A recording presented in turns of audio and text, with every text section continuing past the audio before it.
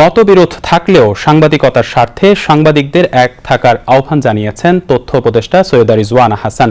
আজ রাজধানীর জাতীয় প্রেস ক্লাবে জুলাই রেভলিউশনারি জার্নালিস্ট অ্যালায়েন্স আয়োজিত গণমাধ্যম উৎসব 2026 অনুষ্ঠানে প্রধান অতিথির বক্তৃতায় তিনি এই আহ্বান জানান।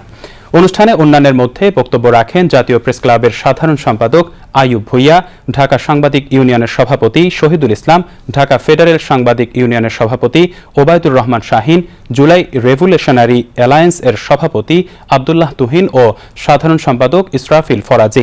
দিনব্যাপী অনুষ্ঠানমালায় আলোচনা অনুষ্ঠান, মেলা ও সন্ধ্যায় সাংস্কৃতিক অনুষ্ঠান আছে।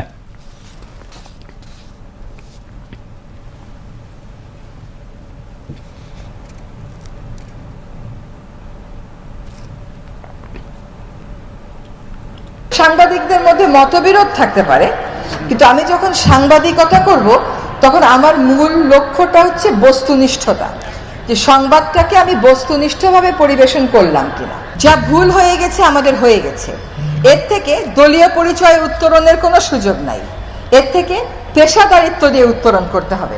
আপনার দল থাকতে পারে, আপনার মত থাকতে পারে, সেটা আপনি আপনার বিভিন্ন সাংবাদিক সংগঠনের মাধ্যমে চর্চা করতে পারেন, কিন্তু সাংবাদিকতা যখন আপনি করবেন তখন দেশের মানুষ আপনাদের কাছে বস্তুনিষ্ঠতা চাইবে।